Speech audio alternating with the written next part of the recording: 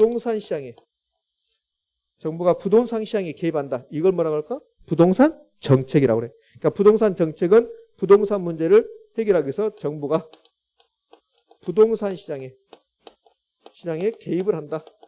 이걸 부동산 정책이다. 이렇게 부른다고요. 그러니까 부동산 정책의 뜻과 부동산 정책의 이제 종류까지 해봤습니다. 그럼 부동산 정책론에서 배울 내용은 크게 보면 네 가지입니다. 네 가지. 자, 첫 번째가 정부가 시장에 개입한다. 요 시장에 개입하는 논리가 있다고. 이거 하나 배우고 이걸 부동산 정책의 이제 총론이라고 할 수 있어요. 그럼 강론으로 가죠. 강론으로 가면 토지 시장에 개입하는 것을 토지 정책. 그럼 주택 시장에 문제점이 있다. 그럼 개입한다. 주택 정책. 그다음에 세금 가지고 토지 시장, 주택 시장에 개입할 수 있습니다. 그것을 무슨 정책? 조세 정책. 이렇게. 그래서 요 네 개의 파트를 배우는 게 부동산 정책론입니다. 그러니까 네 개 파트가 정부가 시장에 개입하는 논리, 그다음에 토지 정책, 주택 정책, 조세 정책. 이걸 굳이 따져보면 저하고 배우는 내용은 이거예요. 이거. 정부가 부동산 시장에 개입하는 논리, 저하고 배우는 거. 그다음에 토지 정책은 거의 전부 다 공법쌤한테 배우는 거. 그다음에 주택 정책도 공법쌤한테 배우는 거. 주택법에서 배우는 거. 그러니까 이 두 가지는 공법쌤한테 배우는 내용이에요. 그다음에 조세 정책은 세법쌤한테 배우는 거. 그러니까 이 부동산 정책론은 사실은 여기 우리 세 명의 강사가 여러분에게 이제 수업을 하는 겁니다. 저는 여기 정부의 시장 개입에 하는 거. 그다음에 토지 정책, 주택 정책은 공법, 그다음에 조세 정책은 세법쌤한테 배우는 거. 그러니까 토지 정책과 주택 정책의 내용이 여기 토지 정책 두 문제 정도, 주택 정책 한 문제, 조세 정책 한 문제 이렇게 배정될 건데 올해 같은 경우는 조세 정책은 세법쌤한테 배운 내용이 나왔어요. 저한테 배운 내용이 아니라. 그다음에 주택 정책도 가끔씩 공법쌤한테 배운 내용이 나오고 이 토지 정책은 공법쌤한테 배우는 내용 잘 나옵니다. 자, 이렇게 구성되어 있습니다. 자, 이게 부동산 정책론입니다. 그러면 이제 부동산 정책론 어디서부터 출발하냐면 부동산 문제부터 출발합니다. 자, 책을 좀 봐요. 책 202페이지를 한번 가봅시다. 220페이지를 갔더니 부동산 문제 및 정부의 시장 개입 이렇게 나왔죠. 그럼 202페이지부터 해서 203페이지까지 양 사이드에 기출 지문이 있는가 봐봐요. 있습니까? 없습니까? 없죠. 그러니까 202페이지, 203페이지 이런 것은 볼 필요 없다는 겁니다. 자, 204페이지, 205페이지 역시 볼 필요 없습니다. 206페이지도 마찬가지입니다. 그러면 202페이지부터 해서 206페이지까지는 볼 필요가 없다. 이거 찢어버리세요. 이렇게. 이제 볼 필요 없습니다. 아니, 이거 가지고 있으면 무겁기만 하지. 그러니까 찢어버려도 된다. 안 봐도 상관없다. 그거 다 여기다 설명했습니다. 이렇게 설명했고, 나중에 제가 심학습을 할 때 여기 토지 문제에서 직가고라는 게 있거든요.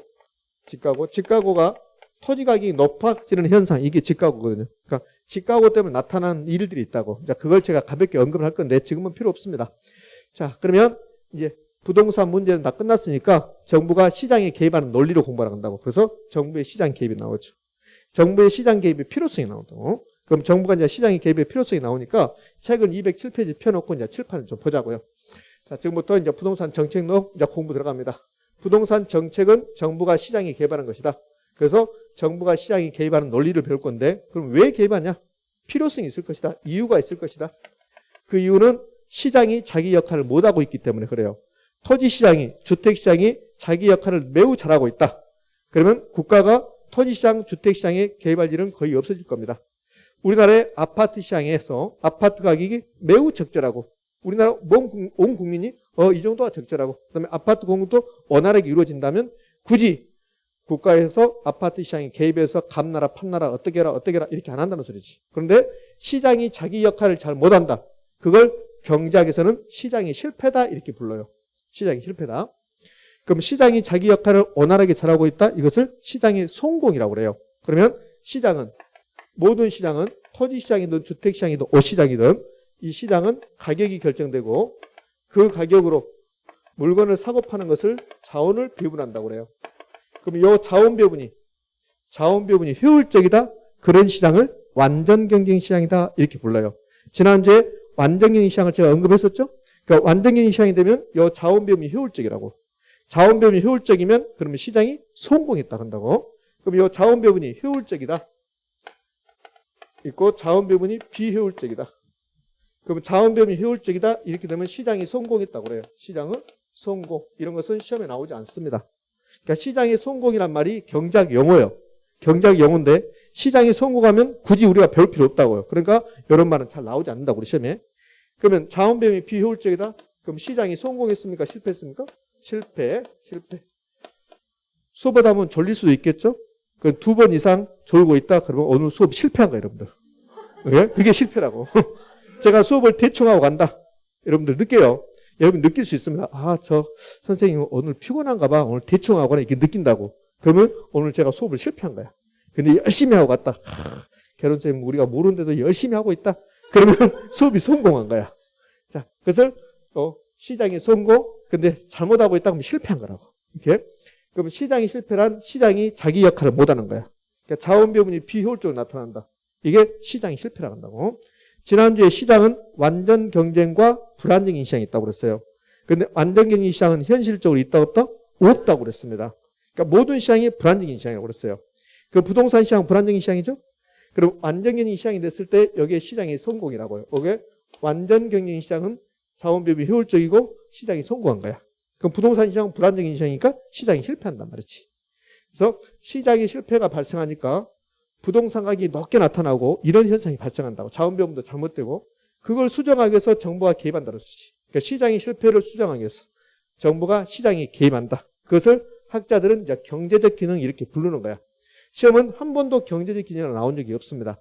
여기 지금 정부의 시장 개입의 필요성은 지문에 잘 주는 거지 단독 문제는 거의 나오잖아요. 그러니까 지문에는 매우 잘 나오죠. 어떤 식으로?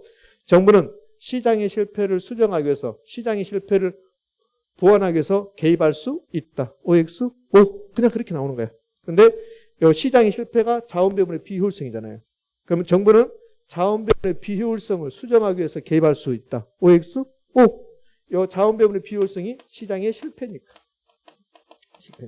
그래서 정부는 시장의 실패를 수정해서 개입할 수 있다. 자원배분의 비효율성을 수정해서 개입할 수 있다. 이렇게.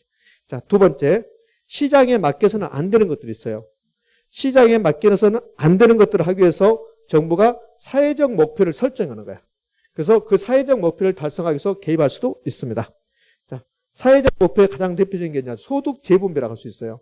이 소득 재분배는 시장에서는 이루어지지 않습니다. 시장은 수요자 공급자 있다고 그랬죠? 그럼 시장에서는 절대 강자가 약자를 도와주지 않아요. 강자가 약자를 도와주는 거. 소득이 높은 사람이 소득이 낮은 사람을 도와주는 것을 소득 재분배라고 한다고.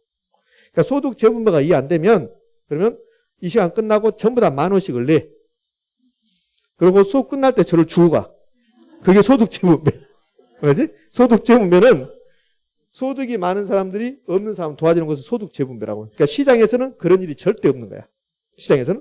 그래서 시장에 맡겨놓으면 이 소득 재분배가 안 돼서 양극화 현상이 발생한다고. 그래서 양극화 현상이 발생하니까 그 양극화 현상을 해소하기 위해서 정부가 어떤 정책을 만들어낸다고. 그게 이제 사회적 목표가 되는 거지. 어떤 목표를 만들어낸다? 사회적 목표.